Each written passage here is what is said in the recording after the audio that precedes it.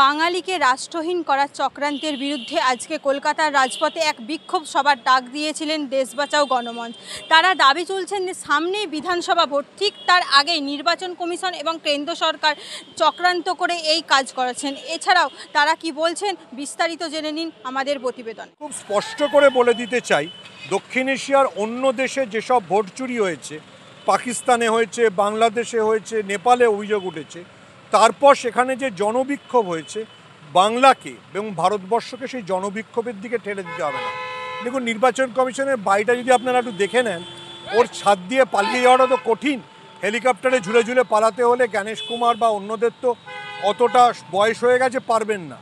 Election commission of India এখন বিজেপির দালাল হয়ে গেছে। আমরা অতীতে দেখেছি ইডি সিবিআই একটা দালাল ছিল, এখন নতুন দালাল তৈরি হয়েছে, তার নাম হচ্ছে ইলেকশন কমিশন অফ ইন্ডিয়া।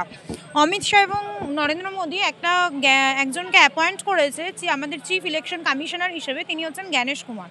তো সেই জ্ঞানেশ কুমারের এখন কাজ হচ্ছে, আমরা দেখেছি বিহারে এসআইআরের নাম করে 65 লক্ষ ভোটারের নাম তারা বাদ দিয়েছে।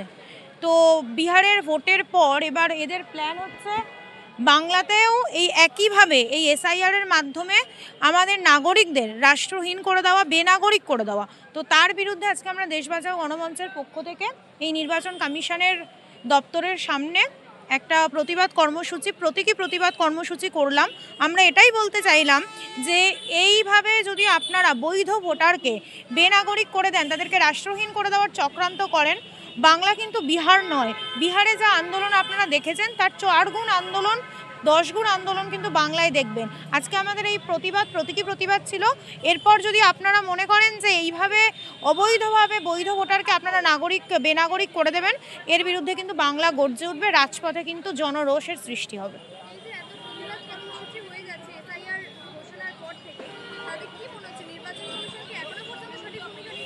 না, নির্বাচন কমিশন তো সঠিক ভূমিকা নিচ্ছেন না, সেটা কার্যত মানে অমিত শাহ আর নরেন্দ্র মোদীর পিএতে পরিণত হয়েছে। আমরা তো নির্বাচন কমিশনের কাজ কি আমরা জানি। আমরা নির্বাচন কমিশন মানে জানি ভারতবর্ষে সুষ্ঠু একটা নির্বাচন আমরা উপহার পাবো তার কাছ থেকে। আমরা সেটা দেখিনি। অতীতে আমরা দেখেছি রাহুল গান্ধী কিছুদিন আগেই দেখালেন যে ওটা রাহুল গান্ধী দেখিয়েছেন, কিন্তু অ্যাকচুয়ালি এটা গোটা ভারতবর্ষের চিত্র। নরেন্দ্র মোদী ভোট চুরি করে ভারতবর্ষের প্রধানমন্ত্রী হয়েছেন। এই ভোট চোর প্রধানমন্ত্রী এখন দেশ শাসন করছেন, এবং তিনি যখন দেখলেন যে গোটা ভারতবর্ষের মানুষ তার এই ভোট চুরি ধরে ফেলেছে, তখন তিনি কি করলেন, খুব সুপরিকল্পিতভাবে এই জ্ঞানেশ কুমারকে অ্যাপয়েন্ট করলেন এবং বললেন যারা যারা আমাদেরকে ভোট দেয়নি, অর্থাৎ বিজেপিকে ভোটিং করছে না, তাদেরকে আপনি এসআইআরের নামে বাদ দিয়ে দিন এবং আমরা একচ্ছত্রভাবে ভোটে জিতবো। দেখুন, বাংলা 2021-এ বিজেপিকে রিজেক্ট করেছে, 19-এ রিজেক্ট করেছে, 24-এ রিজেক্ট করেছে, এবং 2026-এও বাংলার মানুষ প্রস্তুত রয়েছে যে এই এসআইআরের বিরুদ্ধে পথে নেমে উপযুক্ত জবাব বিজেপি এবং নির্বাচন কমিশনারকে দেবে। যে বাংলা আর যাই হোক, এই বিজেপির মতো দালালদের কাছে বাংলা কিন্তু কখনোই মাথা নত করে। বাঙালি প্রস্তুত লড়াই করবার জন্য। বাঙালি নিজেদের নাগরিকত্ব সহজে ছেড়ে দেবে না, এবং এই বেনাগরিক করার যে চক্রান্ত চলছে, তারা মানে আমাদেরকে ডিটেনশন ক্যাম্পে পাঠাবার চক্রান্ত করছে, তারা আমাদেরকে কৃতদাস বানানোর দেবে। কারণ এসআইআর আনা মানে আমাদের নাগরিকত্ব কেড়ে নেওয়ার মানে হচ্ছে আমরা শুধু ভোট দিতে পারবো না তা নয়, আমাদের রেশন, আমাদের যে আমরা যে পরিষেবা পাই সরকার থেকে, তার কোনো কিছুই পাবো না, সব কিছু বন্ধ হয়ে যাবে, ইলেকট্রিসিটি থেকে সব কিছু। তো এটা করে সে ভয়ের রাজনীতি এনে নিজের বাংলা দখল করার চেষ্টা করছে আমাদের বিজেপি সরকার। এটা আমরা হতে দেবো না, এবং আমাদের নাগরিকত্ব যাতে বজায় থাকে তার জন্য আমরা এসআইআর মানছি না, মানবো না। এসআইআর পদ্ধতি চালু করতে হলে আমাদের বাঙালির রক্ত ঝরিয়েই তবে এসআইআর হবে। নামে ইলেকশন কমিশন বাংলার ভোটার তালিকা থেকে ন্যায্য ভোটারদের বাদ দিতে যাতে না পারে, তার জন্য আজকে দেশ বাঁচাও গণমঞ্চ ইলেকশন কমিশনের সদর দপ্তরের বাইরে সকাল থেকে ধর্নায় বসেছিল।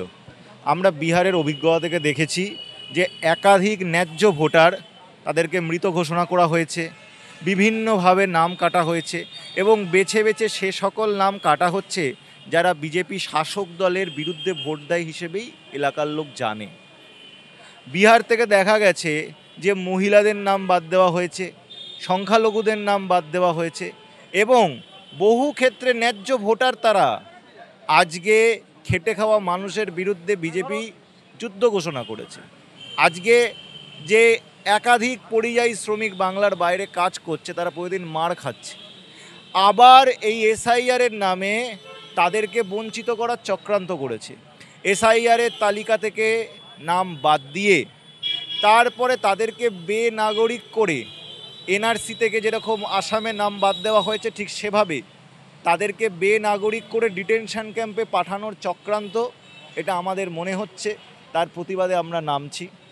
কোনো বৈধ ভোটারকে বাতিল করা যাবে না, কোনো ভোটারকে বাতিল করা যাবে না। তার যে কোনো সরকারি নথি থাকলে তাকে ভোট দিতে দেওয়া হবে, তার ভোটার তালিকায় রাখতে হবে।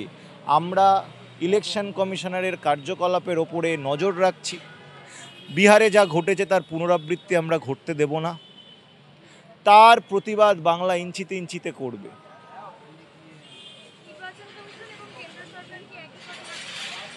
নির্বাচন কমিশন, খুব দুঃখের সঙ্গে বলতে হচ্ছে, নির্বাচন কমিশন একটি সাংবিধানিক প্রতিষ্ঠান। তার দায়িত্ব নিরপেক্ষতা, তার দায়িত্ব মানুষের পক্ষে থাকা, কিন্তু নির্বাচন কমিশন আজকে বিজেপির দলদাস হয়ে গেছে। নির্বাচন কমিশনের দপ্তর এখন বিজেপির পার্টি অফিস হয়ে গেছে। তারা বিজেপির পারপাস সার্ভ করার জন্য কাজ করছে। 24-এর ভোটে একাধিক জায়গায় কারচুপির প্রশ্ন এসেছে। নির্বাচন প্রসেসটাতেই প্রশ্নচিহ্ন চলে এসছে, বিশ্বাসযোগ্যতায় প্রশ্নচিহ্ন চলে এসছে। আমরা দেখেছি মহারাষ্ট্র, দিল্লিতে ভোট হয়েছে, 24-এর ভোটের পর যখন ওখানে বিধানসভা ভোট হয়েছে, অদ্ভুতভাবে 4 মাস 5 মাসের মধ্যে 50 লাখ, 60 লাখ, 70 লাখ ভোট বেড়ে গেছে। দুজন কেন্দ্রীয় সরকার একটা করে ইনস্ট্রাকশন নির্বাচন কমিশনকে দিচ্ছে, জ্ঞানেশ কুমারকে দিচ্ছে, এবং জ্ঞানেশ কুমার প্রভুদের আদেশ পালন করার জন্য যেই ধরনের কাজকর্ম ক্রিয়াকলাপ করার প্রয়োজন সে সেটাই করছে, যাতে ভবিষ্যতে হয়তো আরও বড় কোনো পোস্ট পেতে পারে। এটাই আমরা তো দেখেছি যে অতীতে বিচারপতিরা পর্যন্ত বিজেপির সাংসদ হয়ে যাচ্ছে, অনেক বড় বড় পোস্ট হোল্ড করছে। তা বিচারপতি যদি একটা সাংসদ হয়ে যেতে পারে শুধুমাত্র বিজেপি নেতাদের পায়ে তেল লাগিয়ে, তাহলে এই জ্ঞানেশ কুমার তো না হওয়ার কিছু নেই। হয়তো দেখবো এই নির্বাচন কমিশনের এসআইআরটা যদি খুব সাকসেসফুলি জ্ঞানেশ কুমার করতে পারে, তা আরও বড় কোনো পদ পাবে, হয়তো 2029-এ টিকিট ফিকিট দিয়ে ভালো কোনো মিনিস্ট্রি পেয়ে যেতে পারে। আমরা বলছি, আমরা চাই না এটা হোক, আমরা সব জিনিসের একটা ফেয়ার অ্যান্ড খুব ভালো ইলেকশন আমরা নির্বাচন কমিশনের কাছ থেকে চাইছি। আমরা এটাই বলছি, এর পরের বার যদি নির্বাচন কমিশন বাংলায় আসে এবং এসআইআরের মাধ্যমে যদি বৈধ নাগরিকদের অবৈধ করার প্ল্যান নিয়ে বাংলায় আসে, তাহলে কিন্তু তিনি এয়ারপোর্ট থেকে আর এই নির্বাচন কমিশনের সদর দপ্তর বিবাদী বাগ পর্যন্ত আসতে পারবেন না। বাংলার মানুষ তার এই অনৈতিক কাজের বিরুদ্ধে প্রতিবাদ হয়ে প্রতিরোধ গড়ে তুলে তাকে কিন্তু রাস্তাতেই আটকে দেবে। তাকে কিন্তু ওই দেখবো আমরা এয়ারপোর্ট থেকেই আবার ফ্লাইটে করে ফিরে যেতে হচ্ছে। কিন্তু বৈধ ভোটার, তার নাম অবশ্যই থাকতে হবে, এবং এটা বলার অধিকার বাঙালির আছে। কারণ বাঙালি ভারতবর্ষকে নির্বাচন কমিশন দিয়েছে। ভারতবর্ষের প্রথম নির্বাচন কমিশনার বাঙালি ছিলেন সুকুমার সেন।